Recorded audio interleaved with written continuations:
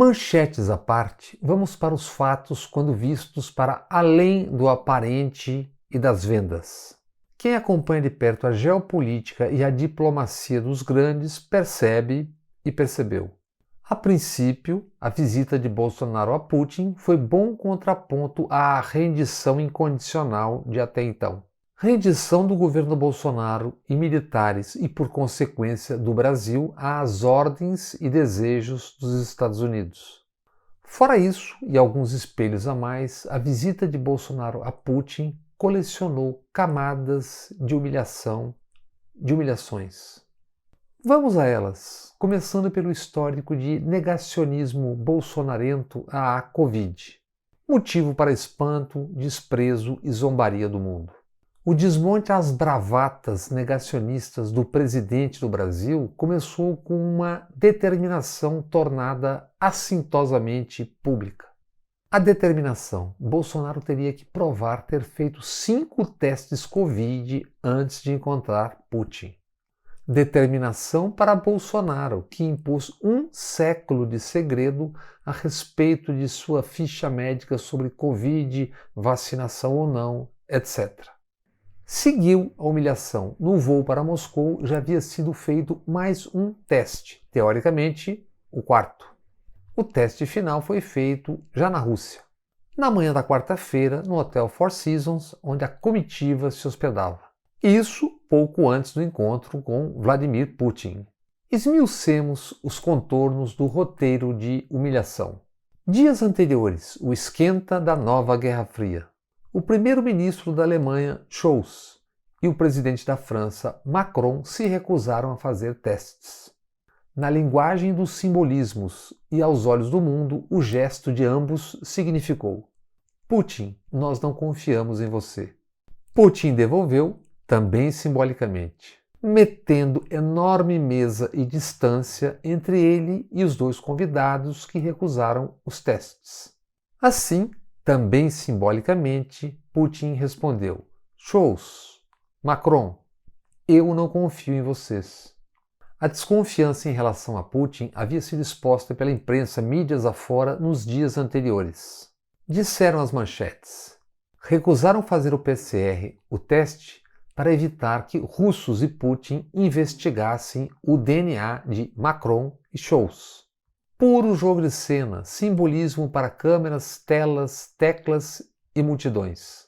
Sim, na geopolítica dos líderes do mundo é importante, às vezes vital, uns fuçarem o DNA dos outros.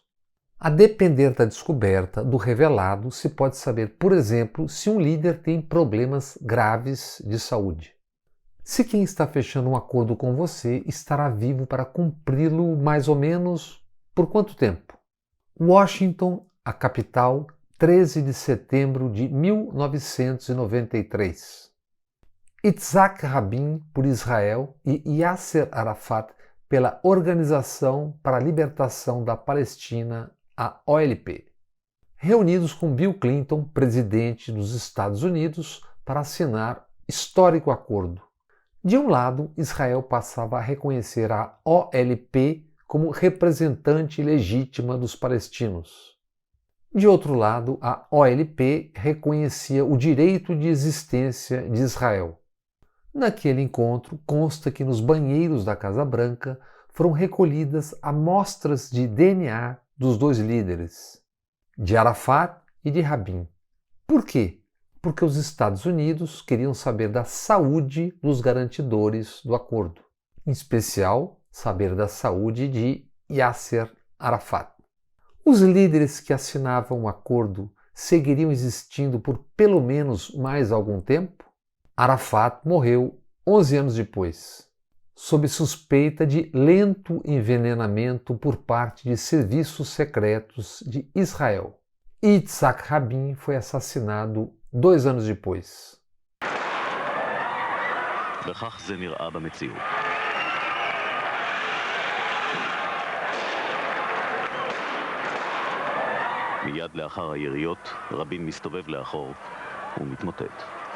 Morto por Igal Amir, israelense que se opunha à assinatura dos acordos de Oslo.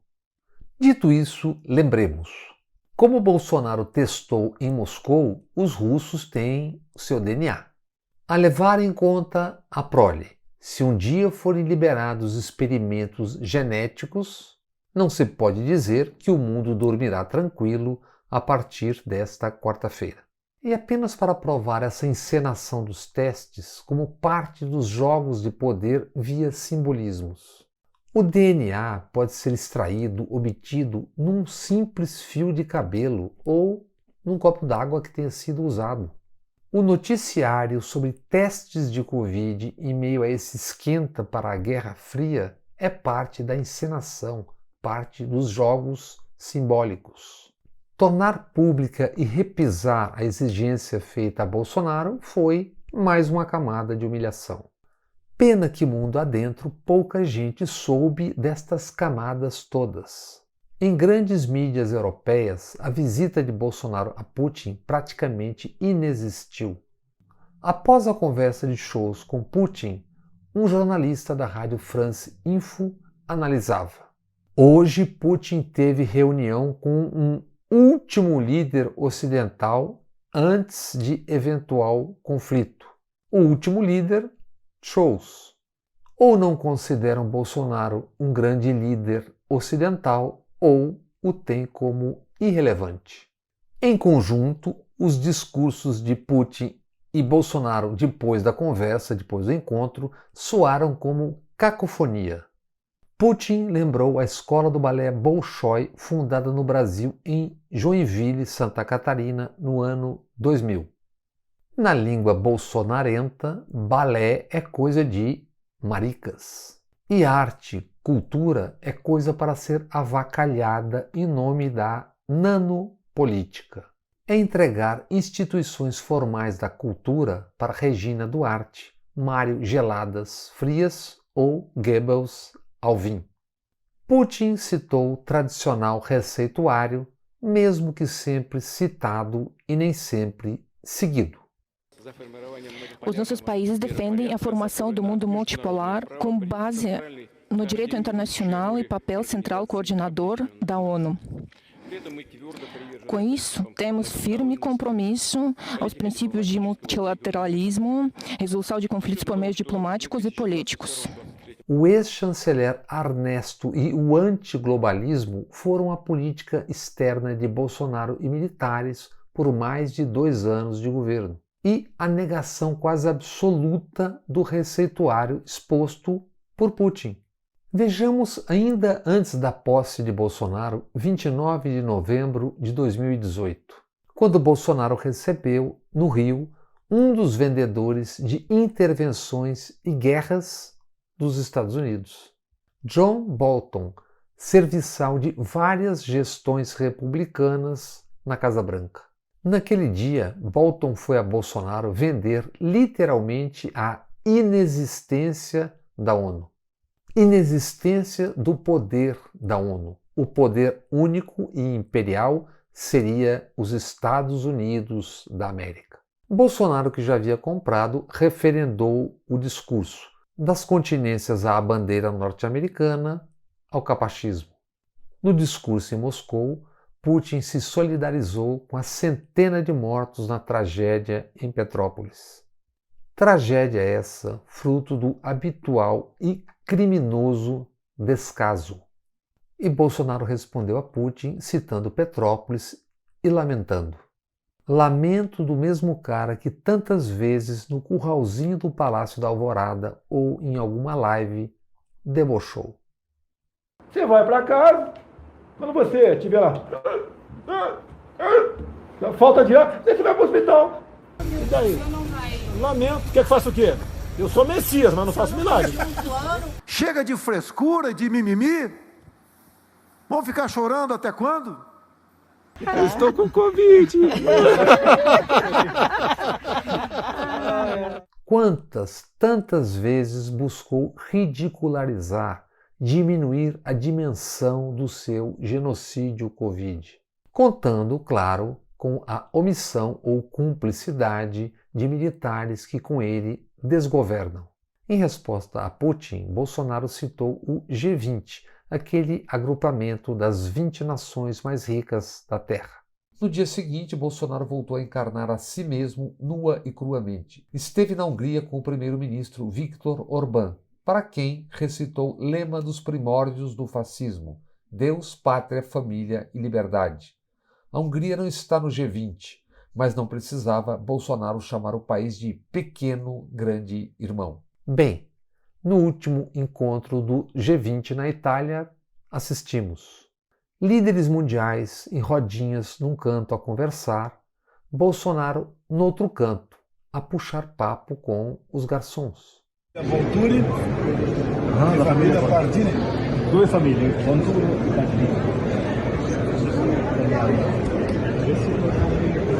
Ele também sempre em busca de simbolismos, como naquela ida a Nova York, onde, esculhambado pelo então prefeito Bill de Blasio por seu ódio e por sua campanha anti-vacina, foi comer pizza na calçada.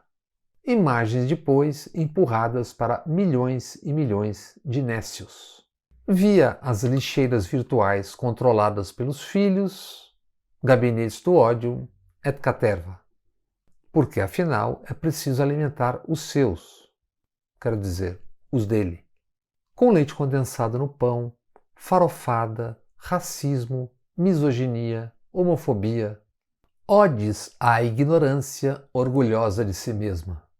Os seus, os dele, atraídos e hipnotizados pelo personagem Eu sou como vocês, eu sou um de vocês. E nisso não importa a classe social. Sendo ressentido ou ressentida, deslocado, frustrado, recalcado, cheio de ódios, embarca. Se o mundo tivesse prestado atenção a Bolsonaro em Moscou, teria assistido a um espetáculo de mistificação. O presidente já inventou, distorceu, mentiu 4.914 vezes em 1.140 dias de governo, contados até o último dia 14. Em Moscou, mentiu como se o mundo não soubesse, não tivesse visto a Amazônia e o Pantanal em chamas, não soubesse, não conhecesse os desmatamentos com contínuos recordes. Ouçam o que disse em Moscou o cara que manteve Ricardo Salles, o mentinho, ministro do Meio Ambiente, passando a boiada. Quando alguns países questionaram a Amazônia como patrimônio da humanidade, eu quero agradecer a sua intervenção, que sempre esteve ao nosso lado em defesa da nossa soberania. Até o delegado Saraiva da Polícia Federal acusar o mentinho por contrabando de madeira. Nossa soberania, ele e seus militares são a ameaça à soberania do Brasil nos últimos anos. Ainda humilhações, informou Jamil Chad na terça-feira. Bolsonaro deveria ficar confinado no hotel. À tarde, o governo russo o levou para passear no Kremlin. E na manhã da quarta, antes da conversa com Putin, o arrastaram para uma visita ao túmulo do soldado desconhecido. Desconhecido, mas soviético. A TV do Planalto, do governo Bolsonaro, ao transmitir a cerimônia, buscou explicar. Nesta cerimônia, típica do protocolo de visitas de chefes de Estado a outros países? Sim, visita típica, mas não obrigatória. Perguntem se Macron e Scholz foram agora visitar o túmulo do soldado desconhecido. Mas, certamente, seria uma grande descortesia negar-se a visitar o túmulo ao soldado desconhecido. E foi assim que diplomatas se divertiram, escalando logo quem para homenagear soldados comunistas que enfrentaram e venceram Hitler e os nazistas. Há pouco mais de um ano, Dudu 03 tentava se meter na tomada do Capitólio em defesa do patrãozinho Trump. Agora, diante de Putin, Bolsonaro disse: no campo da energia, existem amplas oportunidades para ampliarmos negócios nas áreas de exploração de gás, petróleo e derivados. É possível, oremos, que o sentido seja o oposto do captado no fraseado. O homem que literalmente declarou seu amor a Donald Trump, aos Estados Unidos, que bateu continência à bandeira norte-americana, não pode ter oferecido aos russos e a Putin nacos da Petrobras. Caras amigas, caros amigos, devido a acentuado, profundo constrangimento, deixo vocês com a última cena do humilhante périplo em Moscou.